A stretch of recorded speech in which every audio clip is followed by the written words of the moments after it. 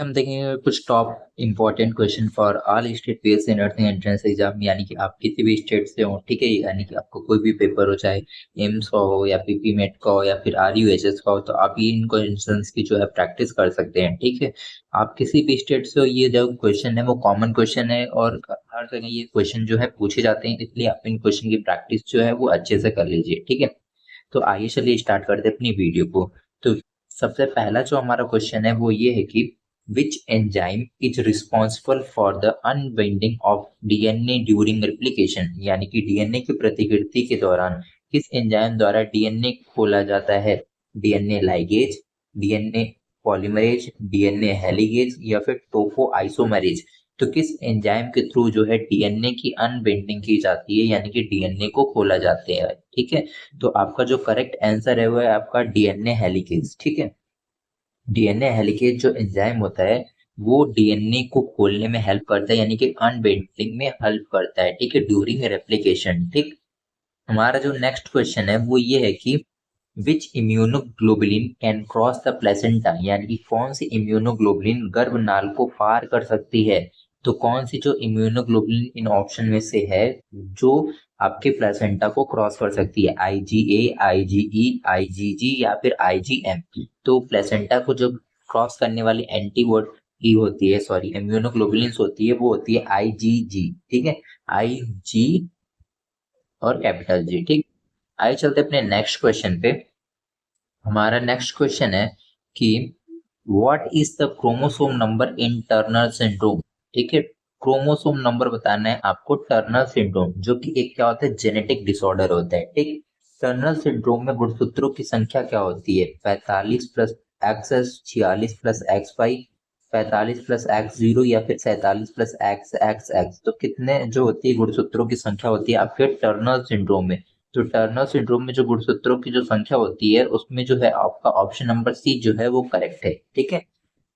आइए चलते अपने नेक्स्ट क्वेश्चन पे। हमारा जो नेक्स्ट क्वेश्चन है वो है हमारा which part of the brain is affected in Parkinson's disease, यानी कि मस्तिष्क का कौन सा जो भाग है वो पार्किंसन रोग में जो है प्रभावित होता है।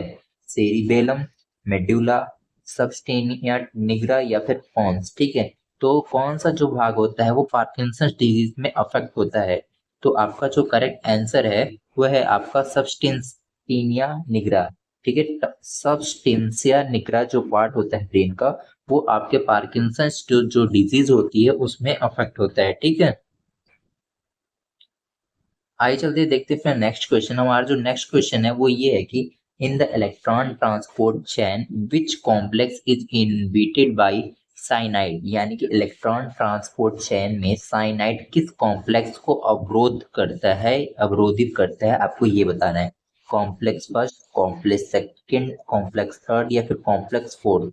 तो किस कॉम्प्लेक्स को जो है साइनाइड जो होता है आपका इलेक्ट्रॉन ट्रांसपोर्ट चेन में जो है अवरुद्ध करता है। तो आपका जो करेक्ट आंसर है वो है आपका कॉम्प्लेक्स फोर, ठीक है।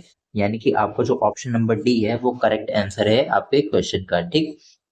आइए चलते अपने नेक्स्ट क्वेश्चन पे। हमारा जो नेक्स्ट क्वेश्चन है वो ये है कि which hormone is responsible for the milk ejection reflex, यानी कि दूध निष्कासन प्रतिक्रिया में कौन सा जो हार्मोन होता है वो जिम्मेदार होता है। प्रोलैक्टिन, ऑक्सीटोसिन, एस्ट्रोजन या फिर प्रोजेस्टेरोन। तो कौन सा जो हार्मोन होता है वो आपका जिम्मेदार होता है मिल्क इजेक्शन, यानी कि दूध के निष्कासन के लिए। तो आपका जो करेक्ट आंसर है वो है ऑक्सीटोसिन, ठीक है। ऑक्सीटोसिन जो होता है मिल्क इजेक्युलेशन में जो है रिस्पॉन्सिबल होता है रिफ्लेक्स में। आइए चलते अपने नेक्स्ट क्वेश्चन पे। हमारा जो नेक्स्ट क्वेश्चन है वो ये है कि विच what is the normal anion gap in the metabolic acidosis, यानी कि मेटाबॉलिक एसिडोसिस में समान एनायन गैप कितना होता है, ठीक। 4 से 8 मिली इक्विवेलेंट पर लीटर होता है, 8 से 12 मिली इक्विवेलेंट पर लीटर होता है, 16 से 20 मिली इक्विवेलेंट पर लीटर होता है या फिर 12 से 16 मिली इक्विवेलेंट पर लीटर होता है। तो आपको एनायन गैप बताना है मेटाबॉलिक एसिडोसिस में, ठीक है। तो आपका जो करेक्ट आंसर है वो है 8 से 12, ठीक है। 8 से 12 मिली इक्विवेलेंट पर लीटर होता है, ठीक। आइए चलते अपने नेक्स्ट क्वेश्चन पे। हमारा जो नेक्स्ट क्वेश्चन है वो ये है कि which vitamin deficiency cause peripheral neuropathy and glossitis, यानी किस बीमारी की कमी से बीमारी की कमी से परिधीय न्यूरोपैथी और जीभ की सूजन होती है। यानी कि न्यूरोपैथी होता है पेरिफेरल, साथ ही साथ क्या होता है, ग्लोसाइटिस। ठीक है, किस विटामिन की कमी से ये दोनों कंडीशन होती है आपको ये बताना है। Vitamin B1, vitamin B6, vitamin B12 या फिर विटामिन ई। ठीक है, तो आपका जो करेक्ट आंसर है वो है विटामिन B12। ठीक है, विटामिन B12 की कमी से जो है पेरिफेरल न्यूरोपैथी साथ ही साथ ग्लोसाइटिस देखने को मिलता है पेशेंट में। ठीक है, आइए चलते अपने नेक्स्ट क्वेश्चन पे। हमारा जो नेक्स्ट क्वेश्चन है वो ये है कि which blood group is considered as a universal donor. ठीक है, यानी कि कौन सा जो रक्त समूह है सार्वभौमिक दाता माना जाता है, A B positive, A B negative, O positive या ओ निगेटिव। तो किसे जो है सार्वभौमिक दाता के रूप में, यूनिवर्सल डोनर के रूप में जाना जाता है। तो आपका जो करेक्ट आंसर है वह है ओ निगेटिव।